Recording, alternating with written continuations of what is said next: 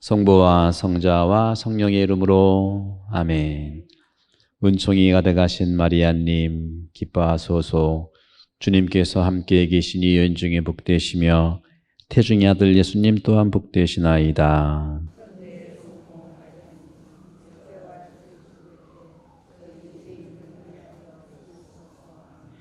성부와 성자와 성령의 이름으로 아멘.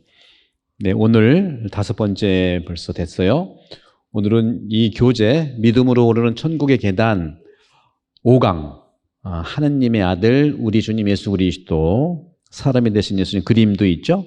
그림이 이 과의 대표적인 뜻을 전달하고 있는 거니까 보시면서 우선 105쪽에 예수 그리스도의 호칭이 많이 있는데 그 호칭들을 여러분들이 이제 읽어보시면 되고, 근본적으로 우리 이 그리스도교 공동체의 출발이 어떤 것이냐 할 때는 예수님의 부활이 없었다면 그리스도 공동체는 존재하지가 않습니다. 예수님이 뭐 기적을 베푼 것도 중요하고 치유도 굉장히 중요하지만 이 그리스도교 공동체가 초기 교회 때 예수 그리스도가 부활하신 것을 목격한 사람들의 증언으로 형성된 공동체예요. 따라서 초기 교회 공동체는 부활 공동체라는 것을 여러분들 확실하게 알고 계셔야 됩니다. 부활 공동체. 부활이 없이는 예수 그리스도를 이해할 수가 힘들고, 또 그 외의 것은 중심에서 도움이 되는 것들이지 중심은 부활이다 하는 말씀을 드리고 싶어요. 그래서 예수님의 부활을 목격한 공동체, 이것이 초기 공동체의 형성이에요. 따라서 사랑의 그 부활이라고 할 수 있지만 그걸 믿는 거죠. 신앙 공동체인데, 우리가 신앙 공동체지만 부활 신앙이라는 것이 굉장히 중요합니다. 근데 가톨릭은 이상하게도 부활이라는 말에 대해서 굉장히 낯설어요. 여러분들 분명히 오늘 강의 들으신 분은 이 신앙 공동체의 이 신앙은 부활 신앙을 말합니다. 부활 신앙을 빼면 그리스도 공동체는 상당히 위태롭습니다. 따라서 우리가 이 부활 공동체의 신앙을 통해서만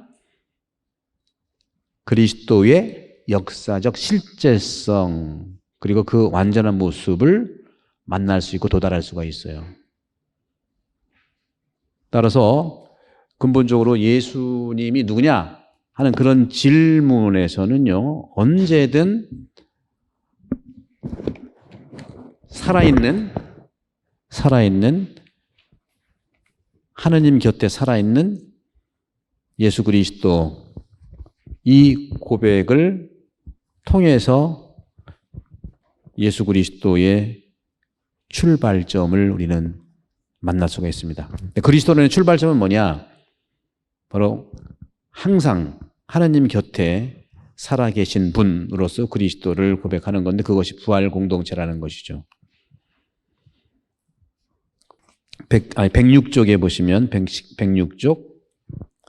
106쪽에 보시면 중간쯤에 여러분은 예수 그리스도를 생각하면 어떤 이미지나 호칭이 떠오릅니까? 십자가, 사랑, 성탄 등 떠오르시나요? 그런데 구약의 모든 예언자들, 구약의 모든 인물들은 바로 예수 그리스도를 준비한 전형으로서 우리가 이해를 해야 된다. 모세도 역시 마찬가지고 아브라함도 그렇고 여러 성경 인물들도 예수 그리스도의 이미지로서 구약의 인물들로 우리는 준비를 했다고 봐야 됩니다. 왜냐하면 우리는 유대 종교만을 믿는 게 아니라 유대 종교의 이 구약이 신약 예수 그리스도와 만나야 되기 때문에 그런 거예요. 따라서 아담은 에덴 동산에 정말 주인으로 불렸지만 신라곤이 됐잖아요. 그죠? 근데 새로운 아담인 예수 그리스도는 하느님 나라의 주인이신 거예요.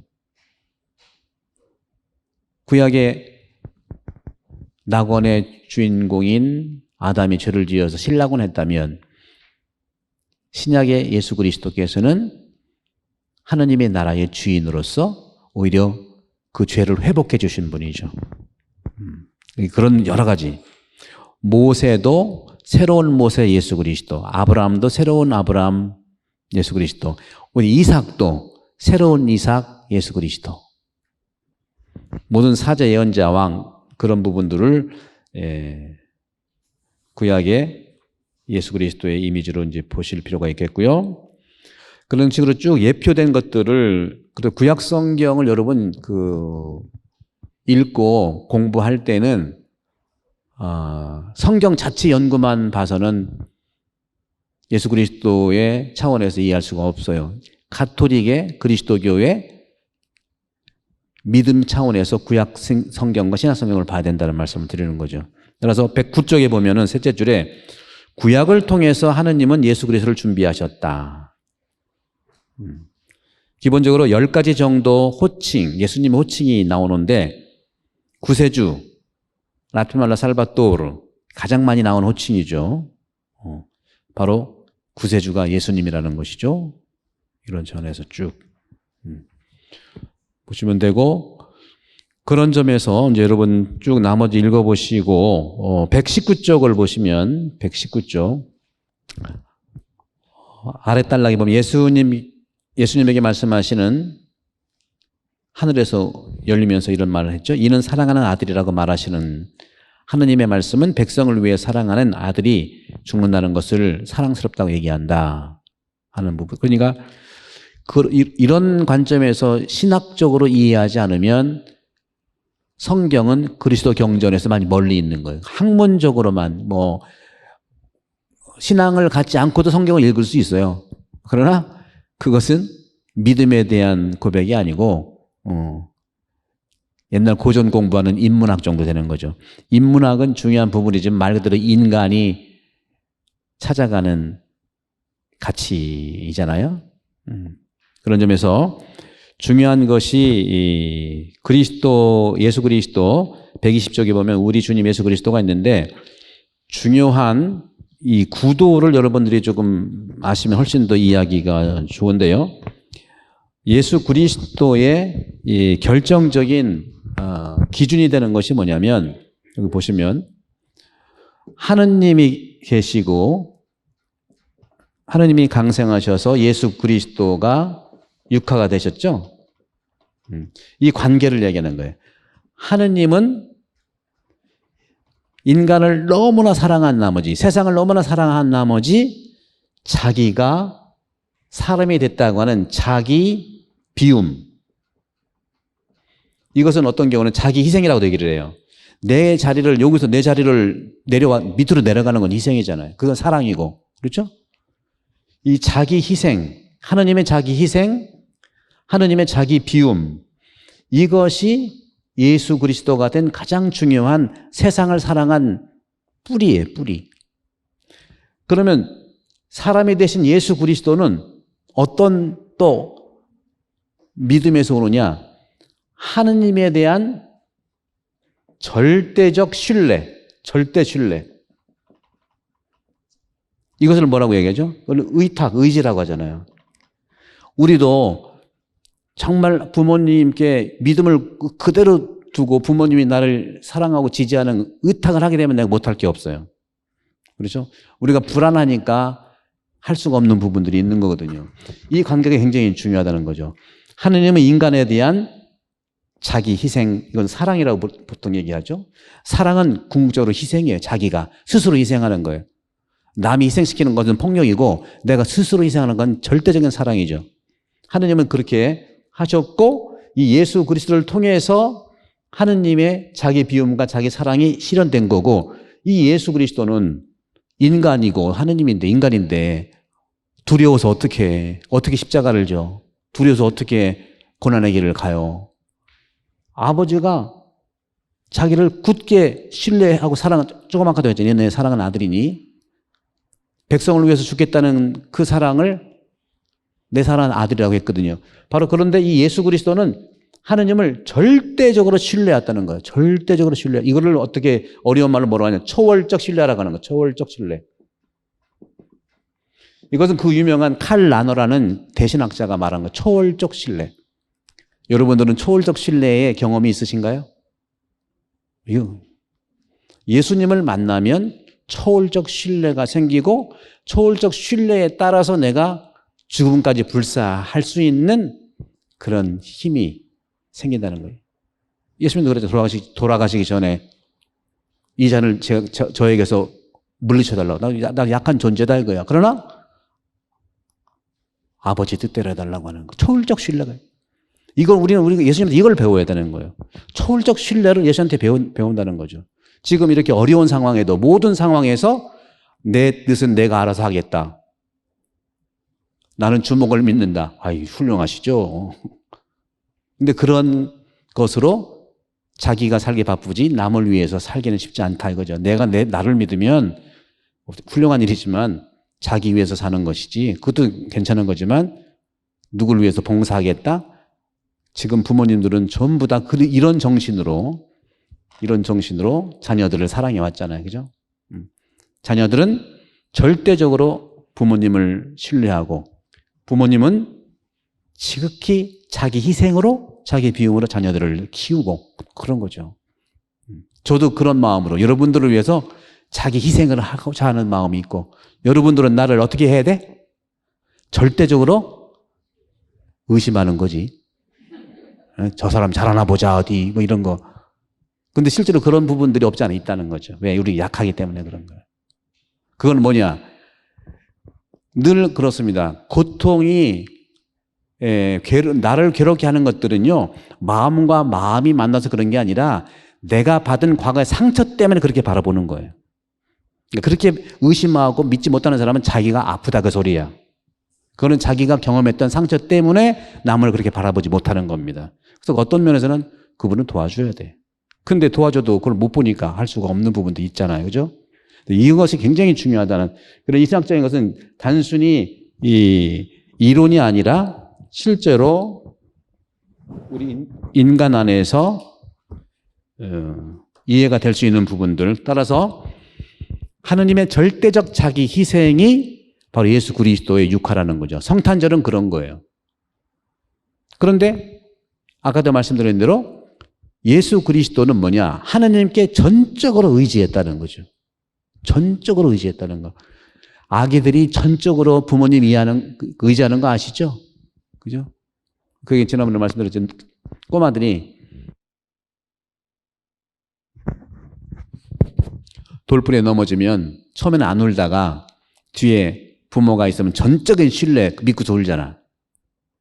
부모가 없으면 안 울어요. 왜? 창피하거든. 꼬마들도 창피한 거 알아요. 근데 부모가 있으면 전적으로 신뢰하니까 울어서. 따라서 이것을 하느님께 전적으로 의지하는 예수 그리스도의 신뢰를 초월적 신뢰라고 하는 거예요. 어떻게? 내 목숨을 던질 정도의 신뢰다. 여기서 예수 그리스도가 성부 하느님께 전적으로 이걸 뭐라고 하느냐? 순종이라고 하는, 이걸 순종이라고 하는 겁니다. 순종과 초월적 신뢰와 전적인 의지라는 것은 다 같은 내용들이에요. 하나씩 띄어가지고 순종하면은 묻지도 말고 무조건 굴복하라는 것이 아니죠. 그러니까 신뢰에서 오는 거예요. 믿음에서 오는 거라는 거죠. 따라서 예수님께서는 십자가상에 자기 자신을 희생하는 것을 받아들일 수 있었던 것도 아까 얘기했던 하느님, 삼일체 하느님과 예수님과의 인격적인 그런 신뢰에서 왔다. 인격적인 신뢰에서 왔다 하는 것을 이제 우리는 알 수 있겠죠. 그런 점에서 예수님이 우리에게 나를 따르라 하고 이렇게 초대한 것은 친구로서, 우리가 임마누엘이라고 하는 그 이름 알잖아요. 예수님이 호칭 여러 가지 중에 임마누엘이라고 했는데 이것이 이제 하나님께서 우리와 함께 계시다는 거잖아요. God with us. 임마누엘이라고 하는 구체적인 예수님의 우리에 대한 설명은 뭐냐? 어떤 거겠어요? 임마누엘이라고 하는 것은 하느님께서 우리와 함께 한다는 거잖아요. 여러분, 여러분과 따지지 않고 함께 하는 분은 누구예요? 여러분과 일생에 오면서 나와 함께 하는 분은 누구죠? 여러분 경험에서? 누구예요? 만만한 사람이 누구야? 시간 될 때 아무나 불러내도 올 수 있는 게 누구야? 친구죠. 그래서 친구라고 부르는 거예요. 여기서는 괜히 종이 아니라 친구로 보였다 멋진 말을 하려고 한 게 아니라 신학적으로 쭉 보면은 예수님이 친구라고 하는 것은 나한테 늘 함께하고 요청하면 오는 친구예요. 여러분들 그런 친구 몇 명 있으세요? 그죠? 그걸 따져보라는 거죠. 그런 친구가 많을수록 임마누엘 하느님, 우리와 함께 하신 하느님으로서 예수님을 우리가 가깝게 느낄 수 있는 거예요. 그런 친구가 많이 없다? 걱정하지 마요. 예수님을 믿으면 예수님을 정말 믿듯이 예수님의 모습을 닮고 마음을 닮으면 친구가 생겨. 근데 그것도 잘 봐야 돼, 그것도. 그죠? 어쨌거나 친구 예수 그리스도를 통해서 중요한 건 뭐냐? 예수님이 우리를 당신 친구라고 얘기했겠어요? 뭐 심심하니까 친구하겠다 그건가요? 그런 것도 있지만 예수님이 친구라고 하는 것은 친구처럼 편안하게 내가 대해준다고 하는 것은 친구인 예수를 통해서 하나님을 만나라 그 소리입니다. 친구 통해서 하나님 만나는 게 굉장히 중요해요. 하느님과 가깝다고 하는 것을 실천하고 실행하는 것이 바로 친구예요. 그러니까 성경에 예수님 친구가 많았잖아요. 누구예요? 베드로가 친구였고 안드레가 친구였고 형제들 다 데리고 오고 그러잖아요. 요한복음에서 얼마나 많은 사람이 예수님을 만납니까? 야곱의 우물에서 정오 12시에 나오는 그 여자, 그죠? 다 알고 있잖아요. 그 여자가 어떤 여자인지 다 만나는 거예요. 요한복음은 얼마나 예수님을 만나냐? 그게 바로 친구 예수님으로서 얘기하는 것이다. 그래서 지난번에 얘기했지만 노자가 얘기하는 행복 4가지 말씀드렸죠? 행복이 뭐냐? 음식 맛나게 먹는 거. 그죠? 그 다음에 행복이 뭐라고 그랬어요? 옷 아름답게 입는 거. 또 행복이 뭐라고 그랬어요? 편안한 집에서 하는 거. 또 행복이 뭐라고 그랬어요? 노는 거. 그 문화적으로 노는 걸 얘기해, 문화적으로. 그거를 이제 고성한 그 사자성어로 노자가 얘기를 했어요. 뭐라고 했냐? 음식 맛나게 먹는 거. 여기서 감이 이제 맛감자인가 봐. 감기식. 그 다음에 옷을 아름답게 입는 것은 뭐냐? 미기복. 그 다음에 뭐라고 그랬죠? 집안에 편안한 거. 그죠? 집안에 편안한 거. 안기거. 안락하게 집안이 안락해야 된다. 그 다음에 마지막으로 문화적으로 기쁘고 즐겁고 하는 게 뭐예요? 그 문화잖아요. 그죠? 그것이 바로 우리가 얘기하는 것이 바로 그 기쁠 락이잖아. 락기 속. 속은 뭐냐? 요즘에 문화를 향해 BTX 나오고 이게 나오는 게 그냥 나온 게 아닙니다. 우리나라는 철저하게 노자의 이런 가치들을 사는데 저는 노자 얘기하려고 하는 것도 있지만 중요한 것은 예수님은 이것을 행하지 못한 사람들을 찾아가라고요. 사랑. 친구처럼 대하라는 거죠. 굶주리고 헐벗고 감옥에 갇히고 슬퍼하는 사람한테 가라는 것이 예수님의 가치 아니에요? 얼마나 기가 막힌 겁니까? 노자는 행복론을 이렇게 하라고 하는데 예수님은 그렇지 못한 사람을 찾아가라는 게 행복이에요. 저는 여기서 노자 강의하려는 생각이 없어요. 노자는 굉장히 중요한 거. 우리도 앞으로 만나야 돼요. 그리고 요즘에 유튜브 보면은 훌륭한 분들이 많이 강의를 들으는 게 괜찮아. 다만 그리스도교의 가치를 정확하게 안 다음에 같이 병행해 드려야지 우리는 그런 수준의 강의에 훨씬 더 많은 것들을 우리가 듣고서 같이 만나야 되는. 저도 운동할 때 오른손에 비해 왼손이 너무 터무니없이 약해. 그러다 보니까 이쪽 불교니까 좀 힘들어요. 같이 좀 이렇게 대등하게 있어야 대화가 가능한 아니겠어요? 그죠? 그래서 우리 이것도 역시 보면 한국 사람들의 이런 특징들이 이제 드러나는데 그런 점에서도 제가 말씀드리는 예수님의 중요한 삶의 모습들 중에서 중요한 것은 우정이라는 거예요. 우정. 그래서 인간적인 우정도 얘기하지만 우정이라고 하는 것은 인간 존재를 완성시키는 건데 그 우정이라고 하는 것은 인간 존재를 왜 완성시키느냐? 예수님이 우리를 친구로 불러주셨고 친구로 불러주신 이유는 나랑 가깝게 지나면 하느님과 만난다. 하느님과 가까워진다 그 뜻입니다. 인간적인 친구 관계로 끝나는 게 아니에요.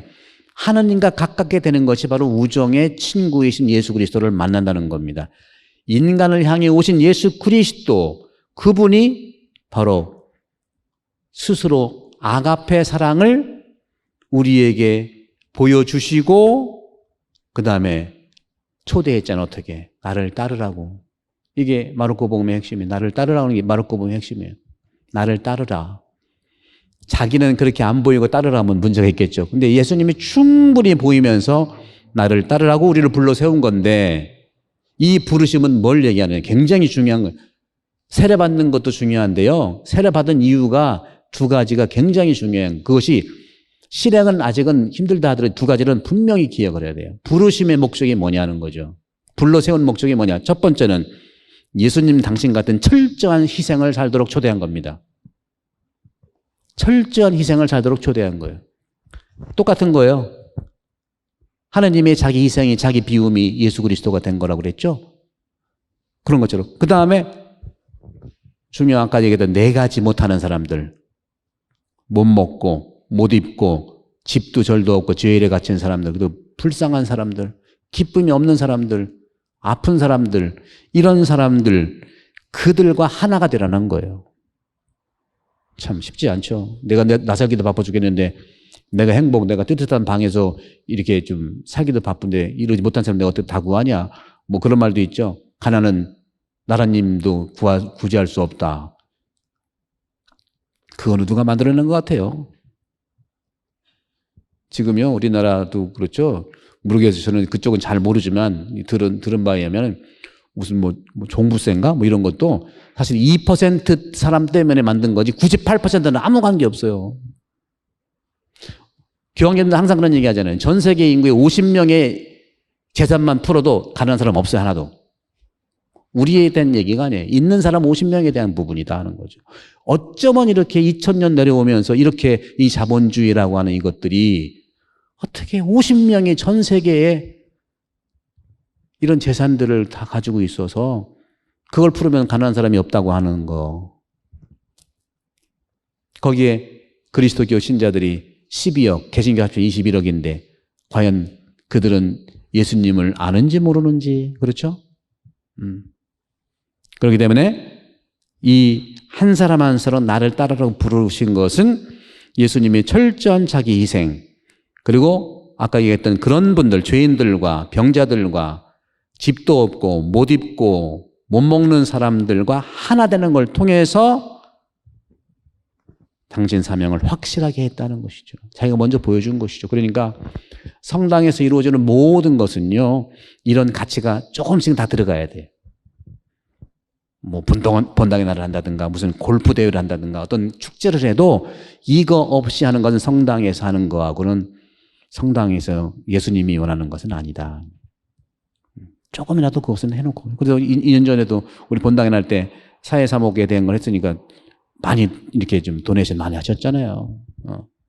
그런 부분을. 그래서 예수님께서 이 세상에 오셔가지고 이 공생활 전체를 중요한 거 2개 꺼내봐라 하면은 성탄절하고 부활절입니다. 그 2개가 대축일이잖아. 그죠? 이 2개가 핵심인데 이 2개가 뭐냐? 성탄절은 거룩한 사건이고 부활절은 해방한 사건이에요. 거룩함과 해방.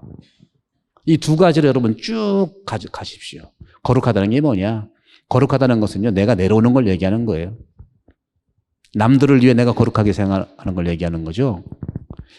그리스도교가요, 2000년 되다 보니까 예수님에 대한 이 해석이 많이 필요해요. 그전에는 몰라서 예수님을 만나기가 쉽지 않았어요. 지금도 역시 마찬가지예요. 이제는 아니까 예수님을 만나서 예수님을 닮을 수 있도록. 중요한 것은 하느님은 내가 닮는 거고요. 예수님은 따르는 거예요. 얼마나 명확합니까? 그죠? 하느님은 닮는 거예요. 예수님은 따르는 거예요. 그죠? 성령께 어떻게? 성령을 이끌리는 겁니다. 아주 동사로는 간단해. 닮고 따르고 이끌리면 돼. 근데 이것을 내가 구체적으로 어떻게 할 거냐는 내가 정해야 하잖아요. 그죠? 물론 공동체에 정해서 할 수도 있어요. 그게 교회 구조 안에서 이루어지는 그런 가치들과 만나게 된다는 말씀을 이제 드리고 싶어요. 자, 그러면 그 정도로 이제 나머지는 여러분 읽어보세요. 뭐 똑같은 제가 유튜브 다 올렸기 때문에 올려놨고, 다음에 구속이라든가 이런 건 내가 그 여러분들 예비자 교리라고 해서 여러분 얕게 보지 마시고 굉장히 중요한 가치를 내가 얘기하는 거니까 계속 유튜브에 올라가 있는 가톨릭 교회 교리서뿐만 아니라 요즘에 올리고 있는 지금 11번째 올라갔을 건데 그걸 보시면 여러분들 제가 말씀드린 것들 또 그 안에 또 있는 거예요. 그걸 내가 요약해서 말씀드렸고 이 복을 부르는 마음에 여러분들 잠깐 이거를 좀 보시면 복을 부르는 마음에 57쪽을 보면 계속 부드러움에 대해서 말씀을 드리는데 스며드는 부드러움이라는 건 이건 그대로 받아들인다는 거죠. 이 받아들인다는 것은 굉장히 중요합니다. 물론 식별은 해야 되지만 첫 번째는 받아들이는 게 중요해요. 마귀가 들어와도요, 겸손하게 받아들이는 마귀가 도망가. 우리는 마귀한테도 겸손할 필요가 있어요. 하물며 우리 사람한테, 범죄자한테도 우리가 겸손해야 되지 않겠어요? 물론 계속 반복되는 폭력을 저지른다 하는 건 그거는 받아들이면 안 되죠, 당연히. 그러나 회개하는 마음으로 다가오는 사람들은 전부 다 우리가 받아들여야 된다는 말씀을 드리고 있고, 59쪽에도 재판관에서 퇴임한 변호사가 판사 시절을 돌아보았다 하는 걸 제가 인용을 했어요. 거기를 보시면 제가 읽어볼게요. 사람을 판결할 때는 모든 사람이 죄인으로밖에 보이지 않았는데 지금은 사람이 보인다. 사람의 마음을 보게 되었다. 마음에 대한 걸 또 말씀드릴게요.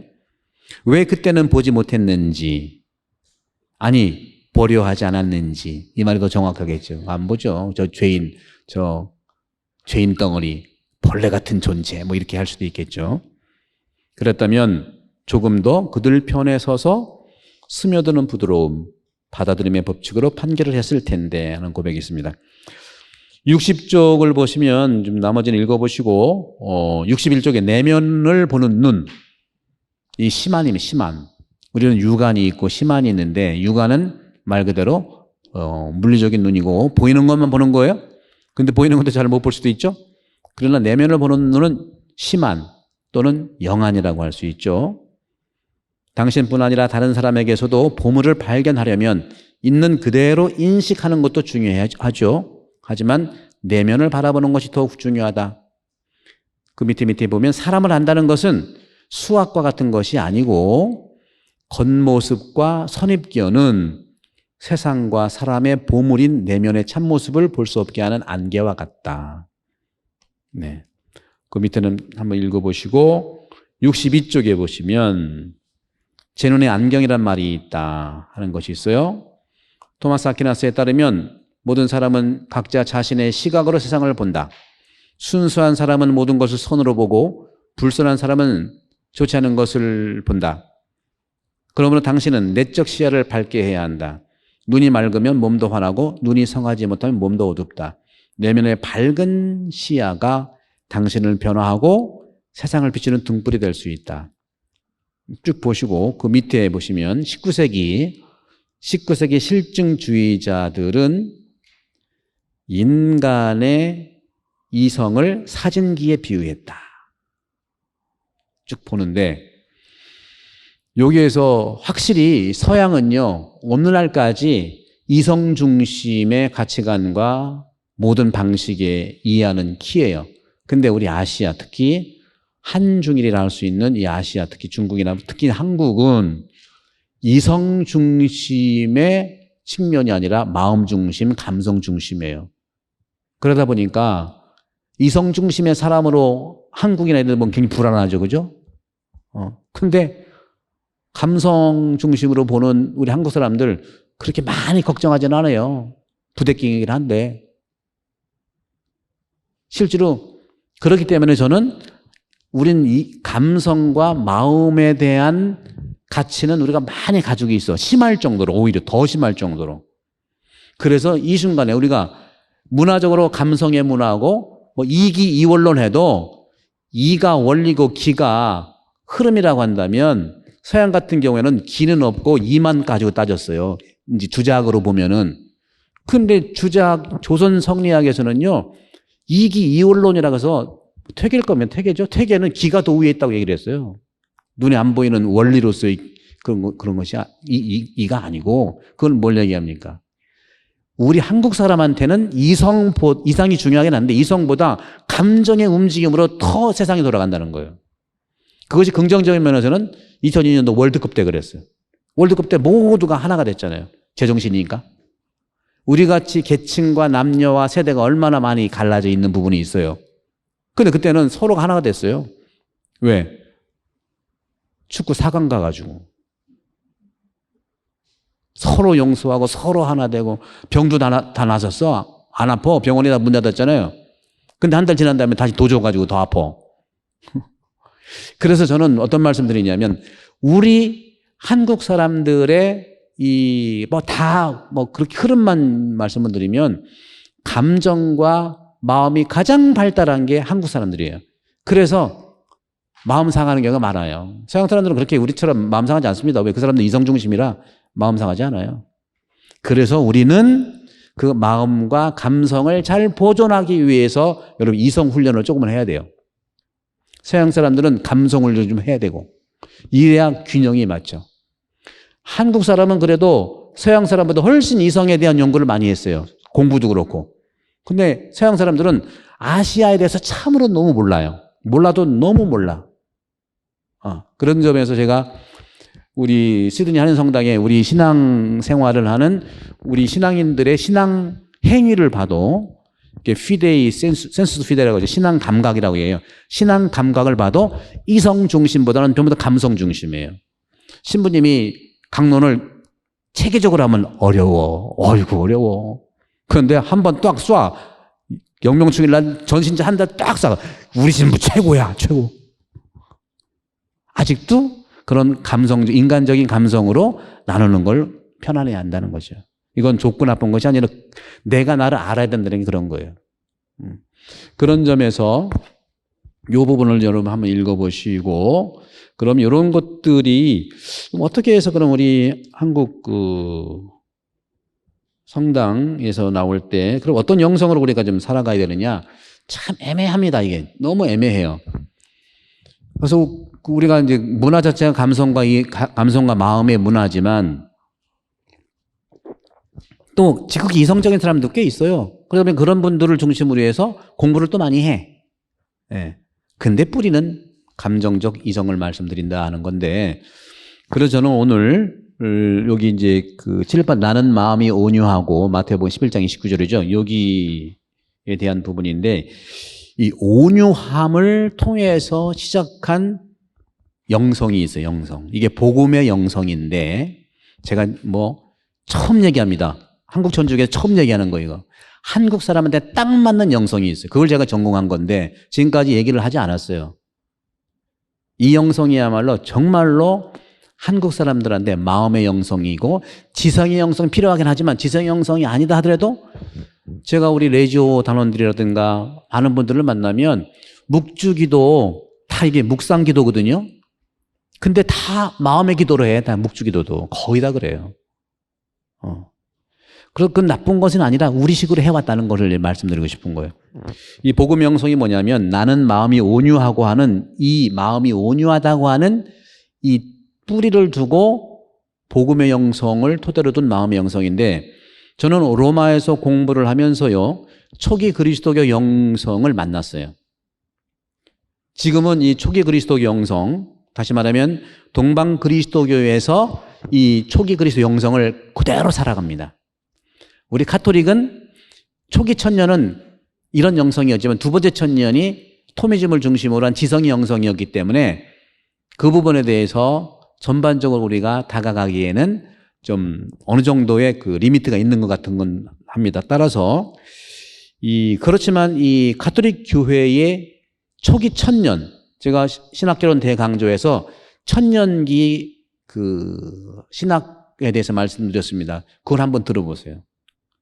초기 천년기 신학계로 들으면 여러분들 한국 사람들하고 딱 맞기 때문에 많이 좋아할 거예요.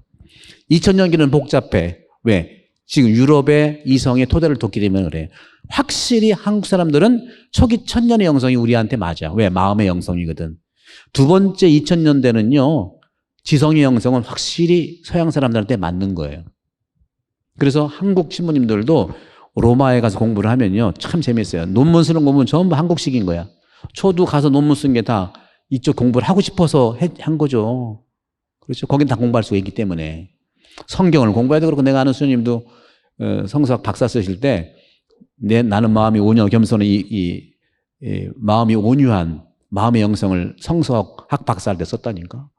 이런 분들이 굉장히 많아요. 근데 이런 분들이 많은데 지금 가르치는 이런 거보다는 선교하러 다니고 사람이 너무 없으니까 어디 뭐 다니고 뭐 이래요. 참 그런 점에 좀 안타까움이 있지만 요즘 100세 시대니까 그런 수녀님들, 신부님들 이제 은퇴하면은 또 뭐 하시겠어?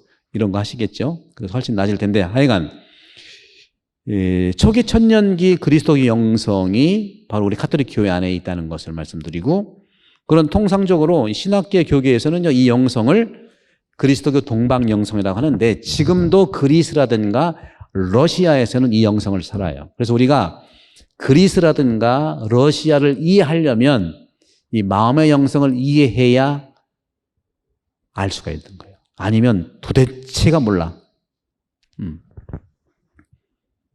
하지만 가톨릭 교회는 서방 가톨릭뿐만 아니라 동방 가톨릭도 함께 하기 때문에 그리스도교 동방 영성이라고 하는 이 복음의 영성과 마음의 영성은 아주 자연스러운 우리 가톨릭 교회 영성이고 토대 영성. 그러니까 저도 로마 공부를 했죠, 당연히.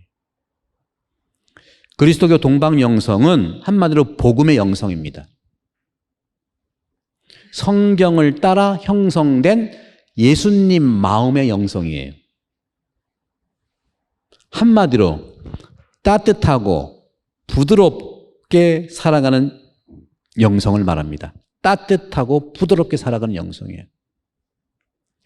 예수님이 복음에서 깨어있으라고 하죠. 깨어있으라는 게 어떻게 하는 건가? 어떻게 하라는 거예요? 눈뜨기 쓰라는 건 뭐예요? 부드럽게 살라는 거예요. 깨어있으라는 것은 부드럽게 살라는 거고, 그걸 다시 반대로 얘기하면 딱딱하게 살지 말라는 거예요. 와닿으시죠? 그런 점에서 따뜻함과 부드러움은 예수님께서 살아가신 자기 비움의 영성을 표현합니다. 여기에서부터 무소유, 비움의 영성이 나오는 거예요. 아무리 무소유, 비움의 영성이 있다 하더라도 부드럽지 않으면 안 된다는 거죠. 그래서 제 박사 논문 지도 신부님이셨던 벨기에의 안드레 요수 신부님인데요. 저는 그 신부님은 서방 가톨릭 사자이면서 그리스도교 동방 영성, 이쪽에 복음의 영성의 대가인데, 또 토마스 슈피드릭이라는 추기경님, 그분도 역시 저한테 영향을 많이 준 분이에요. 근데 제가 이 공부를 끝낸 다음에 우리 신학교에서는 제가 한 건 전공은 많이 펼치지를 못하고 신학생들 사제되는 그런 보면 학부 수업이 있고 석사 코스가 있고 박사 코스가 있거든요. 학부 코스에서만 계속 23년 있었어요. 이 전공을 제가 살리지를 못했어요. 오히려 이 전공을 제가 살려서 논문을 쓰면은 외대에 있는 러시아 문학가라든가 그리스, 여기서 다 제가 쓴 것들을 이용을 하는 거예요. 그러면 얼마든지 쓰라고 그랬죠.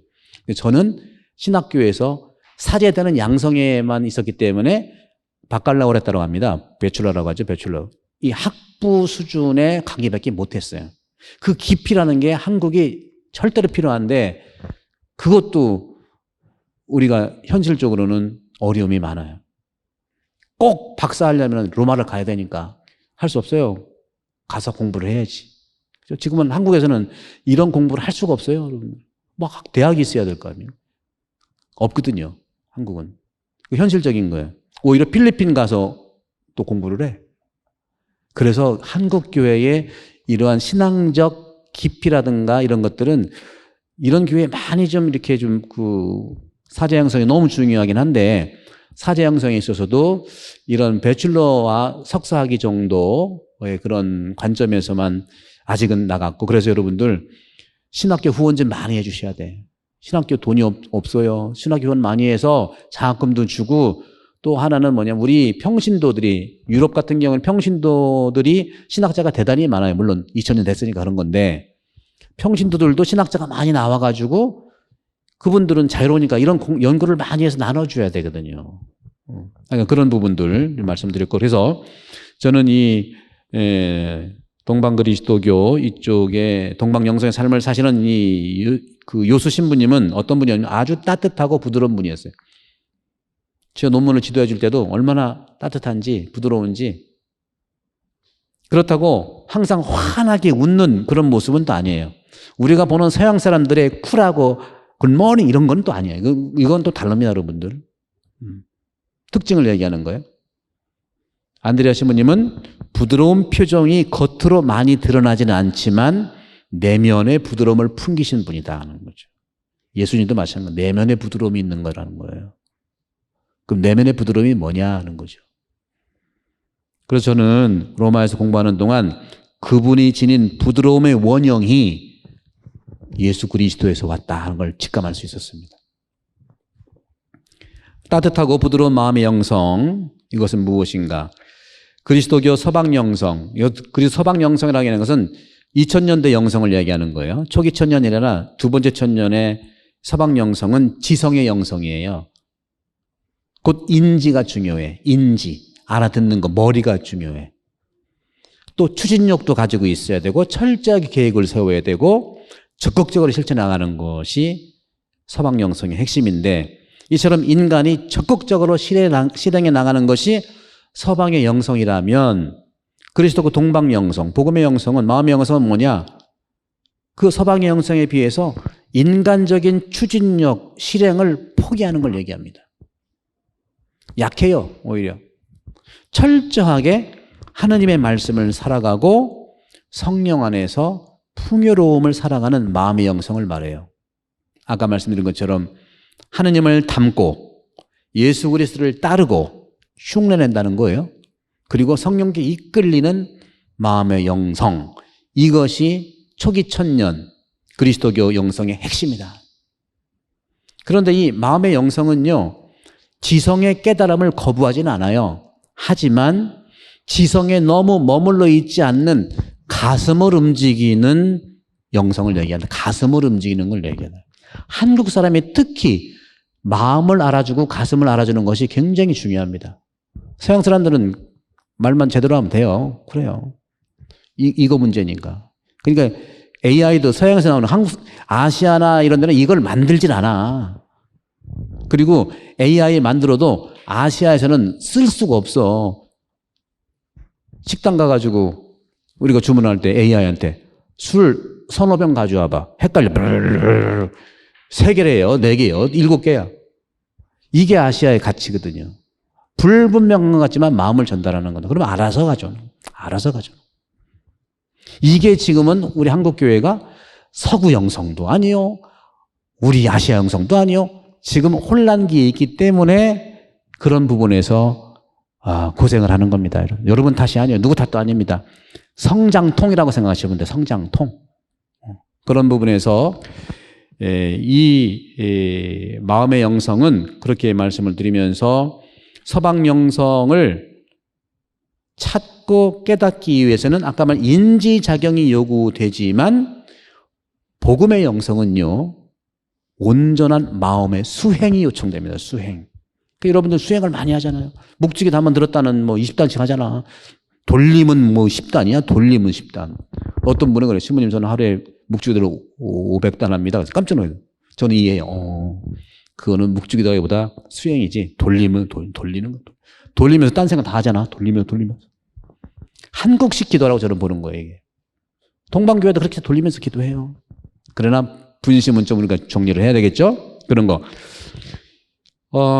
베트남의 틱나탄 스님이 수년 전에 한국을 방문했을 때 중요한 거 3가지를 말씀하셨어요. 그분이 뭐라고 했냐?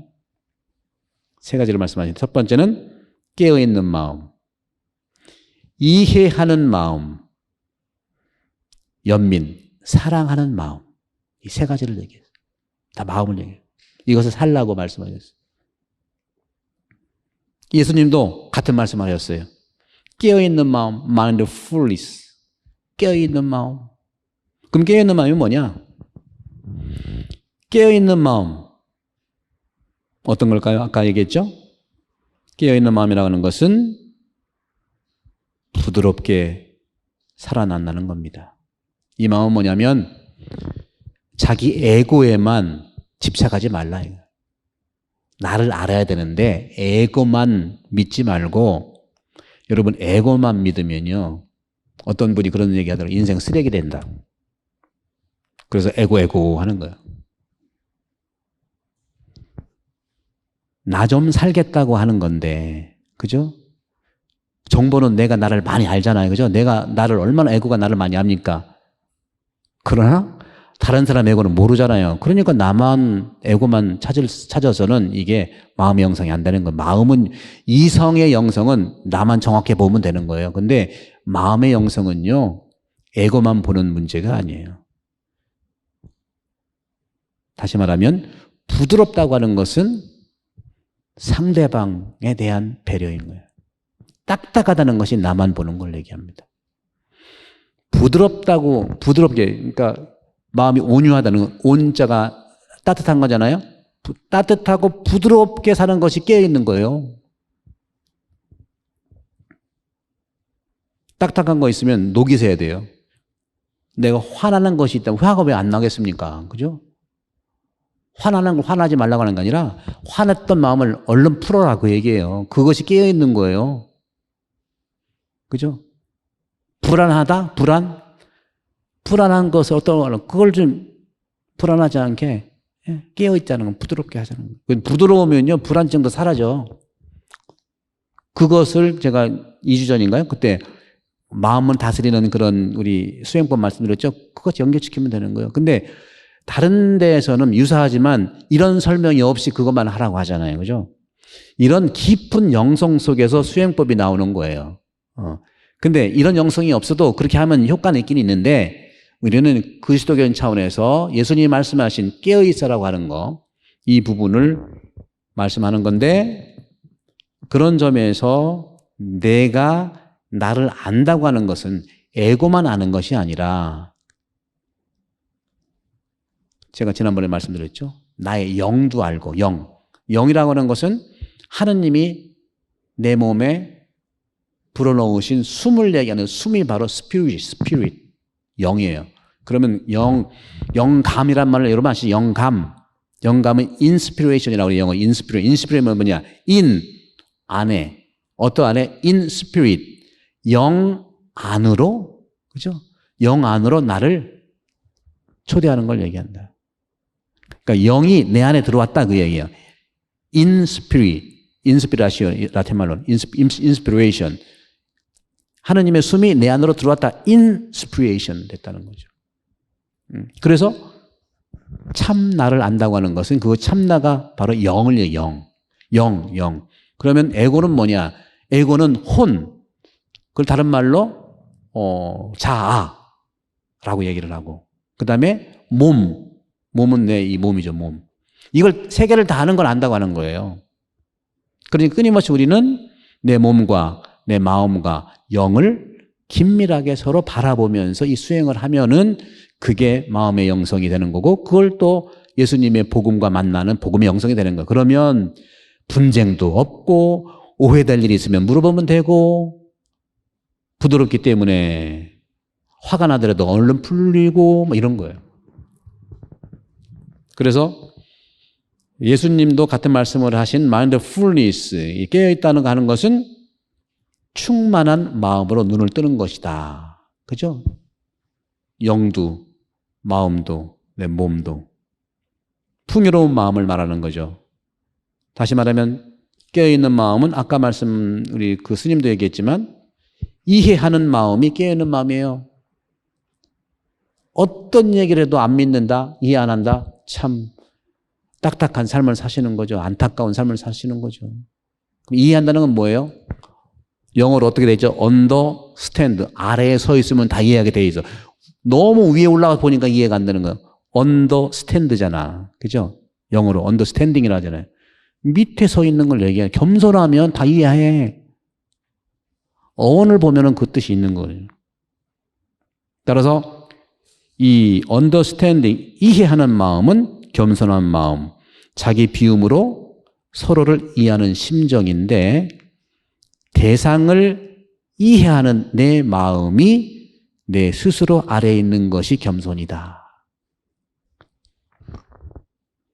따라서 초기 천년의 이 그리스도교 동방영성에서 마음은 따뜻하고 부드러운 온유한 마음이고 바로 맑은 마음, 예수님의 마음을 말한다. 이 맑은 마음은 아까 말씀드린 영, 푸네오마죠? 영은 뭐예요? 하느님께서 숨을 우리한테 불어넣은 거예요. 그것이 신성에 이끌려 정화되는 마음으로 연결되어 있어요. 영은 마음과, 그러니까 이 마음은요, 신성에 이끌리는 영으로도 갈 수 있고요, 또 물질인 육체로 갈 수가 있는 거예요. 그래서 마음이야말로, 이 마음이 바로 얘기하는 거, 이게 에고예요, 에고. 제가 늘 얘기해요. 에고 믿지 마세요. 에고는요, 서로 왔다 갔다 하는 게, 마음을 왔다 갔다 하는 게 정석이에요. 그 마음 안에 어떤 분을 모시고 있느냐에 따라서 내 마음이 정체성이 드러나는 거예요. 마음에 악한 것이 드러난다, 악하게 되는 거고, 마음에 선한 것을 모시고 산다, 선한 게 되는 거예요. 마음은 본래 믿는 게 아닙니다. 예. 내 마음 나도 몰라 하잖아. 왔다 갔다 하는 거예요. 중요한 마음에 영을 모시고 사느냐, 마음에 육을 모시고 사느냐, 이런 관계를 말씀하고 있는 거죠. 그래서 하느님의 요소가 마음 안에 거처합니다. 그러면 내 자아는 온전히 알 수 있게 되는 거예요. 그런 점에서 그리스도 동방영성에서 중요한 것이 마음이에요. 마음 공부가 중요하죠. 서양 사람들은 지성 공부가 중요했었어요. 한국 분들은 특히 마음 공부가 너무 필요해. 그런 마음, 중요한 마음인데 어떤 마음? 이해하는 마음, 자비로운 마음, 겸손한 마음, 이것이 자기 비움의 마음이라는, 이런 걸 살 때 무소유도 가능한 거예요. 자기 비움은 비워서 어떻게 할 건데? 충만하게 하느님을 향해 갈 수 있는 마음. 비움과 함께 충만이 동전의 양면이 되는 거죠. 이처럼 예수님이 걸어간 비움과 충만은 복음소에서 사람들에게 연민과 자비, 사랑을 통해서 드러납니다. 근데 이것은 이런 식으로 이제 여러분들 이해를 하면 이게 이론만 있던 게 아니고 실제 이런 영상 살았던 분이 굉장히 많습니다, 여러분. 그걸 제가 이제 말씀을 드릴게요. 제가 해석하는 건 우리 한국 순교자들도요, 다 이 마음으로 살으셨어요.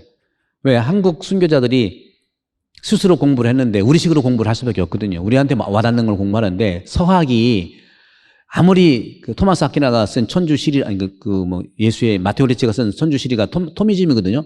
토미즘을 이해했어도 한국식으로 이해를 했다고 저는 보는 거예요.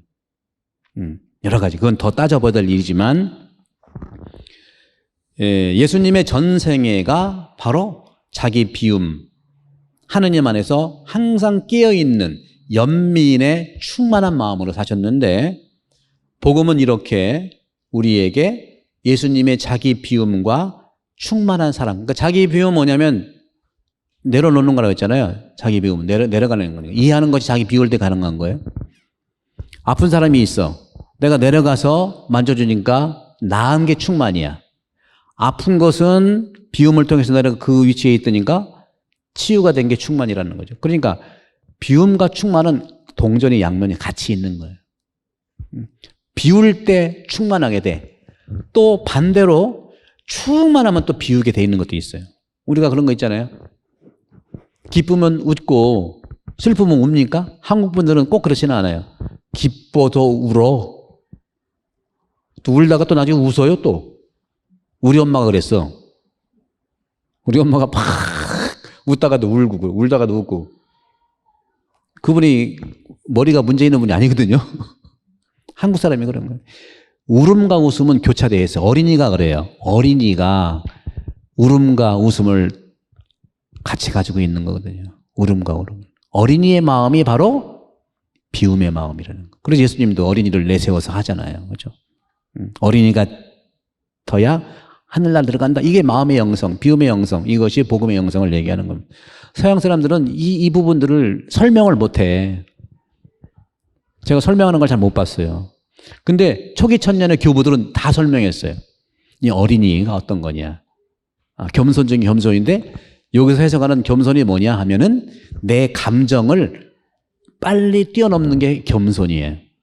비움이고. 근데 어린이들은요, 뭐 먹고 있다가 뺏으면 막 울어. 울다가 또 주면 어떻게 돼? 웃어. 이게 예수님이 얘기하는 겸손이에요. 비움의 영성이고. 근데 어른들은 막 먹고 있는 뺏어. 그러면 3박 4일 미워해. 다시 주면 안 먹는데. 이게 어린이가 아니라는 얘기죠. 예수님은 이걸 얘기한 겁니다. 간단하게 말씀드리면 이런 거예요. 그런 애들이 굉장히 많아요. 그런 애들이 많다는 거예요. 그래서 그런 점에서 한국 분들은 간증을 좋아해. 간증. 개신교 보세요. 맨날 간증하잖아. 그죠? 천주교회는 간증이 없잖아요. 간증. 뭐 간증이 좋다 나쁘다 얘기하는 게 아니에요. 생활 속에서 이런 마음의 영성을 살아간 경험들을 우리가 발견할 수 있으면 좋다는 건데 보십시오. 중요한 것은 바로 예수님의 사랑이 자신에 대한 상대방의 저항까지도 예수님이 자기를 공격하는 그 사람까지도 온유하게 받아들였잖아요. 우리 이거를 봐야 된다는 거예요. 나는 못해. 한국 사람이 다 그걸 했어요. 저도요, 뭐 싸울 일은 없지만 누가 막 주장하면 어떻게 져야죠 어떻게 싸워서 이겨야 돼? 뭐든지 간에 말로도 싸워도 이기면 안 되고 어느 정도는 하다가 정말 안 되면 져줘야 돼요. 그게 이기는 거야. 그게 마음의 영성이에요. 예수님이 그 삶을 살았잖아요. 그게 이제 조금 그렇듯한 말로 무저항이라고 하는 간디의 무저항이라든가 뭐 이렇게 얘기하는 거죠. 상대방의 저항까지도 따뜻하고 부드럽게 받아들이는 마음, 이것이 예수님의 사랑의 마음이라는 거죠. 실제로 그런 게 있었습니다. 러시아 그리스도교는요, 서방 그리스도교 교회 같은 순교자가 없어요. 그분들은 러시아는 988년도에 루스라고 하는 큰 나라를 세운 다음에 종교를 받아들여야 되니까 저희 이미 신학교전에 다 얘기한 얘기인데 이제 좀 더 자세하게 말씀을 드리면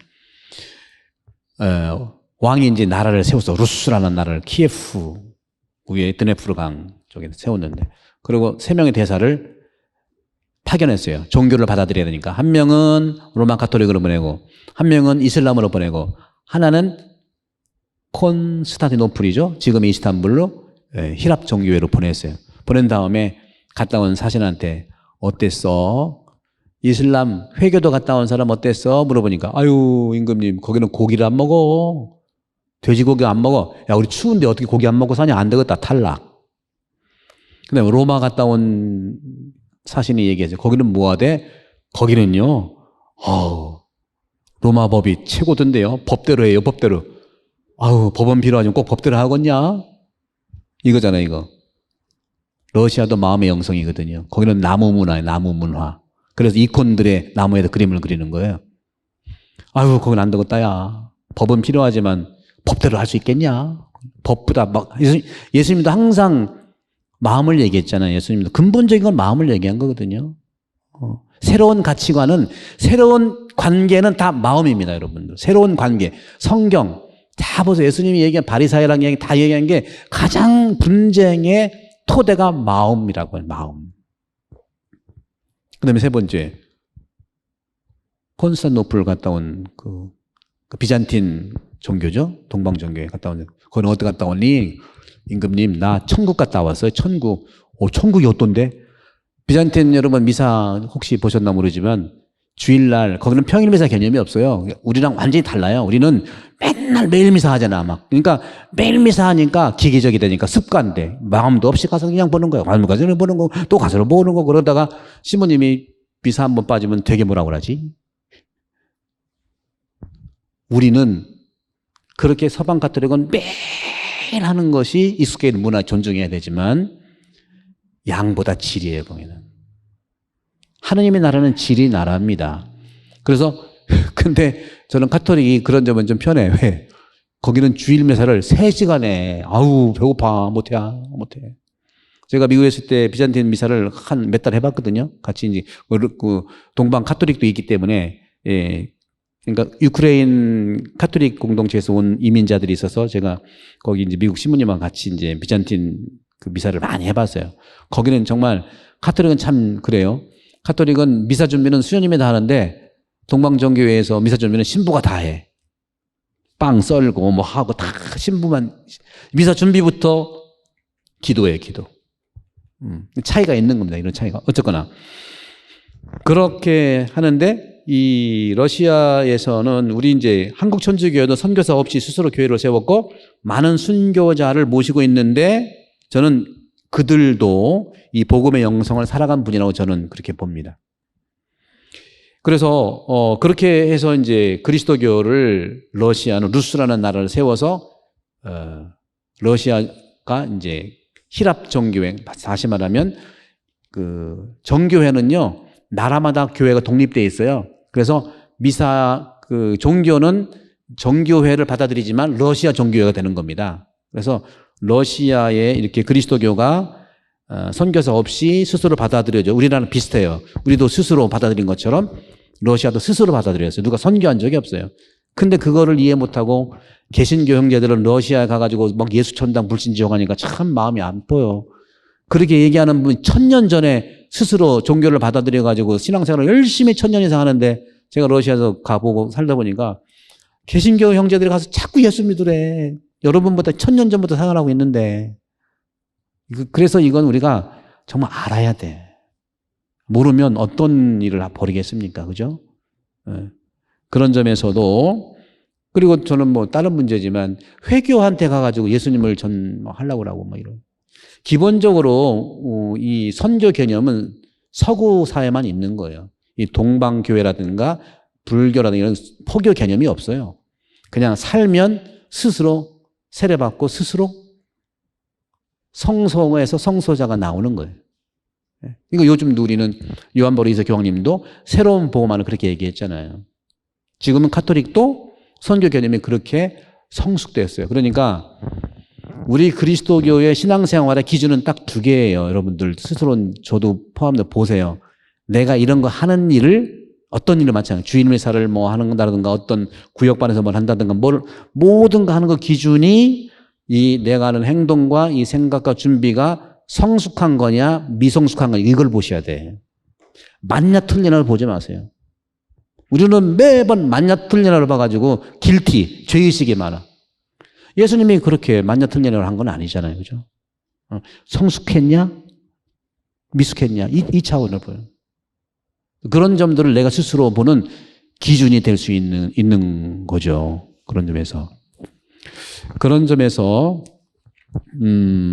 이 러시아 얘기를 잠깐 해서 마무리를 좀 해보면 시간이 거의 다 됐기 때문에 이거는 지금 좀 읽어드릴게요.